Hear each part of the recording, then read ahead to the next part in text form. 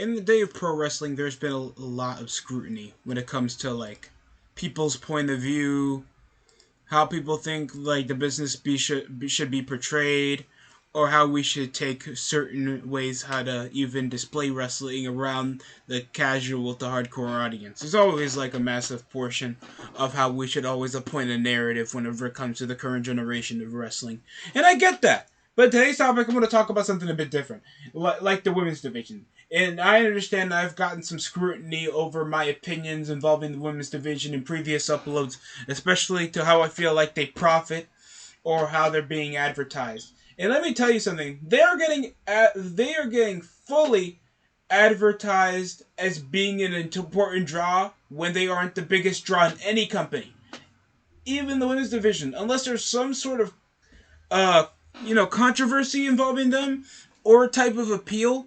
And I'm including sex appeal. Don't get me wrong, guys. And don't try to lie to yourself. It's like you haven't been trying to look at a talent and not try to feel like they were attractive and talented at the same time. You wouldn't be thinking Stacy that could probably beat you in a battle rap, but you're still gonna choose Rihanna. You're not gonna still choose Nicki Minaj. You're not gonna choose like Spice Ice. You're not gonna choose somebody that looks like a superstar that looks like in a magazine over a woman that you probably know that you still call one of your homies. Like, it just makes sense. Like, you don't see how highly, like, manufactured the women's division has been in pro wrestling. And not even WWE, in pro wrestling for the past decade. And I'm not saying that like it's a bad thing. Obviously, it's done at least wonders to make the women's division taken a lot more seriously in the sentence of not just being, eye candy or at least a sideshow in pro wrestling. And that's a positive notion about this. But trying to always try to not try to add them as like something different or put them as in the same level as a main eventer like Roman Reigns or John Cena, you just don't got it. It just makes no sense to me. Like, you can just check over the way WWE do things. Like, they think manufacturally. Charlotte Flair and Sasha Banks or Bayley is going to be drawing higher numbers on the main event of an episode than possibly Sami Zayn and Roman Reigns fight on a special pay-per-view. Like, you're just not gonna get that. Especially over the viewership numbers. Liv Morgan doing a promo is never gonna do anything involving whenever Bray Wyatt talks. Or Bianca Belair, that's just, sure, she looks like she could be a star, but she's not booked well. She doesn't act well. And obviously, she just doesn't behave like a superstar. All of these people are supposed to be these quote unquote role models still, like how chicks were before, while trying to be like proud and beautiful. And just given no notion to have any personality of their own. There's no narcissism. There's no in depth uh, you know, characterization between any of these chicks to make them feel like bigger or larger than life, and yet they're still going to be manufactured to be in a higher level as Seth Rollins or Kevin Owens or Brock Lesnar, even though they're obviously not. If anybody books their show, even how much they want to like play over the nice person and try to feel like obviously we're gonna put Charlotte Flair and Becky Lynch over Drew McIntyre and Bobby Lashley and Brock Lesnar versus Roman Reigns. And like, you just can't compete. And I'm not saying that you can't put it in a higher echelon, but if you look at any of the uh women's division segments, matches, they're never going to be in the upper echelon of how the males do it. And that's just a pure on fact. And the only way they're ever going to be that way, or they co-intertwine with like being in a relationship or having some semblance of sex appeal, like they did with Raw Underground, or what they did with like Kelly's expose, or whatever was happening around the Attitude Era, Ruthless Aggression. And I'm not saying that you can't make like big stars out of the women's division, but the way like pro wrestling just books them, it just feels like they're just there. They got some wins under their belt, so that means that they're supposed to be in the same level of what Roman Reigns can do. They're not. They're not even the biggest draws over R-Truth. And that's just a pure fact. And I hate to say that, but when's the last time you ever, other than the return, you guys can't remember, making me remember a moment from, like, any of these women's matches that, like, or women's, like, Royal Rumbles that are ever memorable involving like especially the any of the ladies winning it. They don't. You haven't seen any big acting barbs that happen with like Sasha Banks. You never see me like you never see any big acting chops from Charlotte Flair, Bianca Belair, either than when they're getting their asses hurt, and it sucks too because I really do want the women's division to succeed.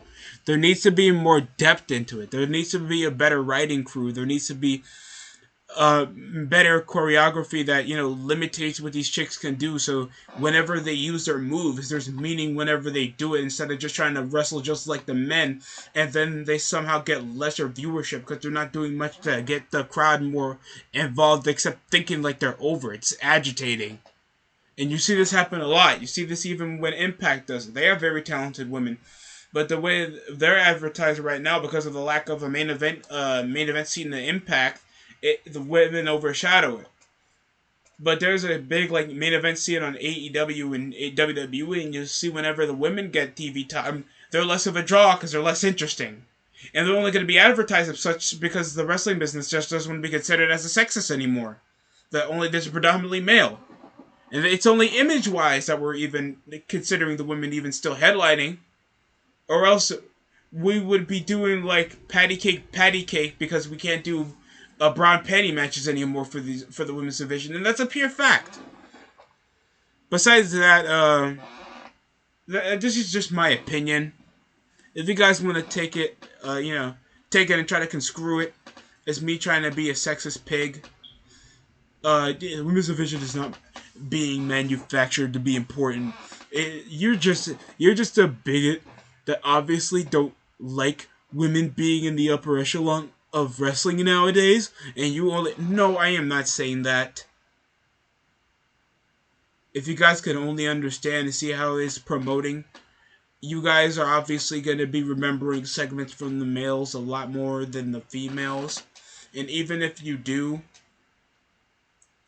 try to feel like you would try to watch back at a Nikki Cross match or a Bianca Belair promo or a Sasha Banks promo, like, you guys are lying to yourselves. Like, especially if you try to go back and watch Raw. If you try to replay a moment on Raw, more people are going to try to replay over that Bloodline Court segment than the highest viewed segment over the past couple years. The highly anticipated segment. The most over guy in the company right now is Sami Zayn. And over the 3 hours of the segments that they've conscrewed with the women that they've been advertising as being top stars next to the men, you can barely even see anybody bungling around like 500 to 600,000 viewers. I'm being serious with you. I'm not even trying to be a dick. It's just a pure fact. Honestly, just try to look at the segment. I can go over like women, like WWE women's segments, and most of them at least get barely at least half of the viewership that Alexa Bliss talking to Liv Morgan and Becky Lynch and Carmella, Bianca Belair, top women over in the segment, barely peaks around 50,000. The contract signing between Becky Lynch and Liv Morgan, barely 40,000. Nobody. Not a network in sight that wants to at least promote this. You'll unless like it's another man involving them in involving what the women are doing, nobody would care.